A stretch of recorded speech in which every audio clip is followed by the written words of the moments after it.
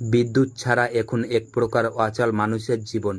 Light, fan থেকে শুরু করে ফ্রিজ, এসি সব কিছু চালাতেই দরকার হয় বিদ্যুতের। এদিকে আবার সেই কারণে চরচর করে বাড়তে থাকে ইলেকট্রিক বিল। সেটা মেটাতে গিয়ে অনেক সময় হিমশিম খেয়ে যায় আমজনতা। তবে অনেকে জানেন না, বিদ্যুতের বিলের সমস্যা সুরাহা করতে পশ্চিমবঙ্গ সরকারের তরফ থেকে চালু করা হয়েছে একটি দারুণ স্কিম।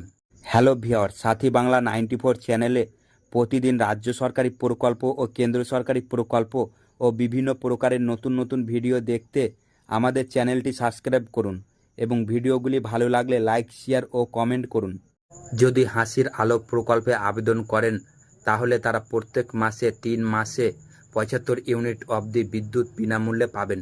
এছাড়া রাজ্য সরকারের এই স্কিমে আবেদন করতে হলে এই গ্রাহককে কিন্তু বিপিএল তালিকাভুক্ত হতে হবে।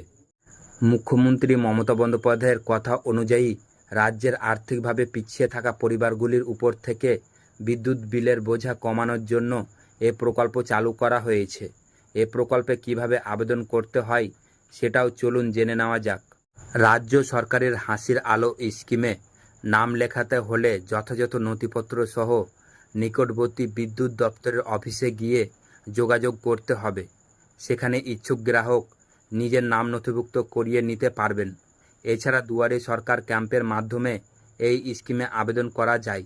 সেখানে গিয়ে এ প্রকল্পের আবেদন করতে পারেন ইচ্ছুক উপভোক্তা।